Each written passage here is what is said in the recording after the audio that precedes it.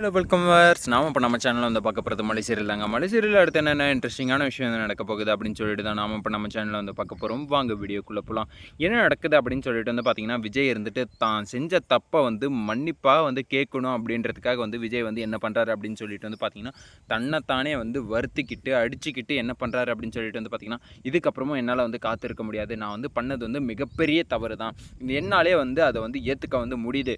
அதனால் வந்து நான் வந்து போய் மல்லியோட காலில் விழுந்தா கூட வந்து நான் வந்து மன்னிப்பு கேட்டுறேன் அப்படின்னு சொல்லிட்டு வந்து நம்ம விஜய் இருந்துட்டு என்ன பண்ணுறாரு அப்படின்னு சொல்லிட்டு வந்து பார்த்தீங்கன்னா, என்னை மன்னிச்சிடு மல்லி அப்படின்னு சொல்லிட்டு வந்து கேட்கறதுக்காக வந்து வீட்டிலேருந்து வந்து வெண்பாவையும் வந்து கூடவே வந்து கூட்டிக்கிட்டு அந்த பிஞ்சு நெஞ்சு குழந்தைய கூட வந்து கூடவே வந்து கூட்டிக்கிட்டு நேராக வந்து போயிடுறாரு. எங்கே போகிறாரு அப்படின்னு சொல்லிட்டு வந்து பார்த்தீங்கன்னா, மல்லி இருக்கிற இடத்துக்கு. மல்லி வந்து எங்கேயும் போயிருக்க மாட்டாங்க, கோயிலுக்கு தான் வந்து போயிருப்பாங்க அப்படின்னு சொல்லிட்டு வந்து யூனிவர்சலாகவே வந்து அது வந்து எல்லாருக்குமே வந்து தெரிஞ்ச விஷயம் தான்.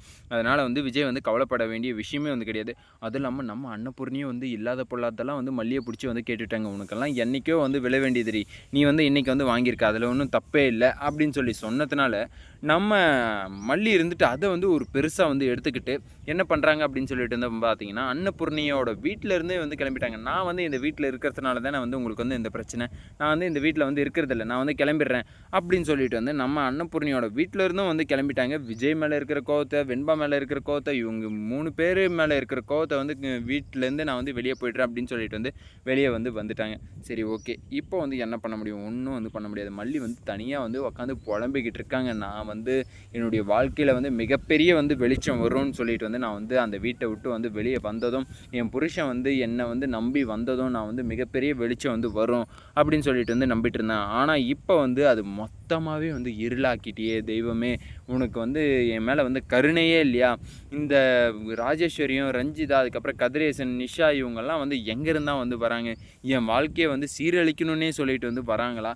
இல்லை எதுக்காக வந்து என்னை வந்து இப்படி வந்து போட்டு புரட்டி எடுக்கிறாங்க அப்படின்னு சொல்லிட்டு வந்து தெரியலையே. என் வாழ்க்கை வந்து இப்படியே வந்து நாசனமாக வந்து போயிடுமா என்னன்றதே வந்து எனக்கு வந்து புரியலையே. என் வாழ்க்கையில் ஒரு விடிவு காலமே வந்து வராதா அப்படின்னு சொல்லிட்டு வந்து அவங்களுடைய வாழ்க்கையை நினச்சி ஐயோ பாவங்க, அத்தனை எவ்வளோ ஒரு வருந்தக்கூடிய விஷயமா வந்து அவங்க வந்து நினச்சி வந்து பேசிகிட்டு இருக்காங்க அப்படின்னு சொல்லிட்டு வந்து பார்த்தீங்களா, அவ்வளோ வருத்தத்தை வந்து உள்ளே வந்து அப்படியே குமரலாக வந்து வச்சிட்ருக்காங்க.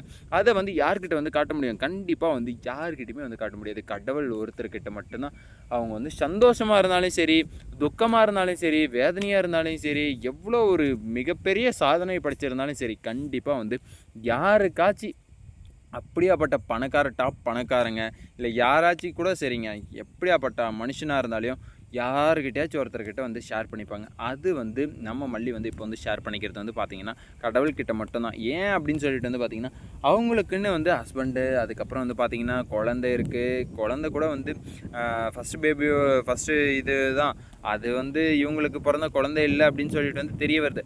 ஆனால் இருந்தாலும் தனக்கு பிறந்த குழந்தை மாதிரி வந்து அவங்க வந்து நினச்சி என்ன வேணாலும் வந்து சாக்ரிஃபைஸ் வந்து பண்ணுறதுக்கு வந்து ரெடியாக இருந்தாங்க.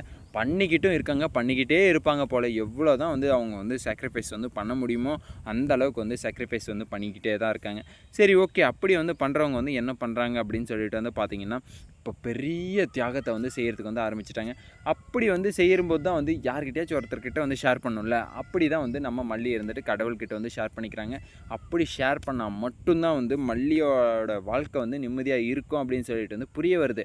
ஆனால் இருந்தாலும் அவருடைய கணவன் வந்து இருக்கும்போது ஏன் வந்து மல்லி வந்து கடவுள்கிட்ட வந்து ஷேர் பண்ணிக்கணும்? கடவுள்கிட்ட வந்து நீங்கள் வந்து உங்கள் கணவர்கிட்ட வந்து சொல்லிட்டு கூட வந்து நீங்கள் வந்து கடவுள்கிட்ட வந்து ஷேர் பண்ணியிருக்கலாம், ஒரு நல்ல ஒரு விஷயம். ஆனால் இருந்தாலையும் வந்து நீங்கள் வந்து உங்கள் புருஷன்கிட்ட வந்து பிரச்சனையே வந்து அங்கே தானே, புருஷன்கிட்ட தான் வந்து பிரச்சனை, உங்கள்கிட்ட தான் வந்து பிரச்சனை. உங்கள் 2 பேருக்குள்ள வந்து பிரச்சனை இருக்கும்போது நீங்கள் தான் வந்து பேசி சரி பண்ணி அதை வந்து சமாளித்து நீங்கள் வந்து ஒரு ஃப்ரீடம் வந்து கொடுத்து, இல்லை அவர் வந்து உங்களுக்கு வந்து ஒரு ஃப்ரீடம் வந்து கொடுத்து அதை வந்து நீங்கள் வந்து பேசி சரி பண்ணால் மட்டும்தான் வழியே நீங்கள் வந்து 2 பேரும் வந்து ஒன்றா இருக்க முடியுமே தவிர, மற்றபடி வந்து எதுக்காச்சும் ஒன்றுத்துக்கு வந்து பிரச்சனை வந்துகிட்டே தான் இருக்கும். பொறுத்திருந்து பார்க்கலாம் என்னென்ன நடக்க போகுது அப்படின்னு சொல்லிட்டு. இந்த வீடியோ வந்து உங்களுக்கு பிடிச்சிருந்தால் லைக் பண்ணுங்கள், கமெண்ட் பண்ணுங்கள், சப்ஸ்கிரைப் பண்ணுங்கள், மறக்காமல் அந்த பெல் பட்டனை வந்து ப்ரெஸ் பண்ணிக்கோங்க. Bye, see you, Tata.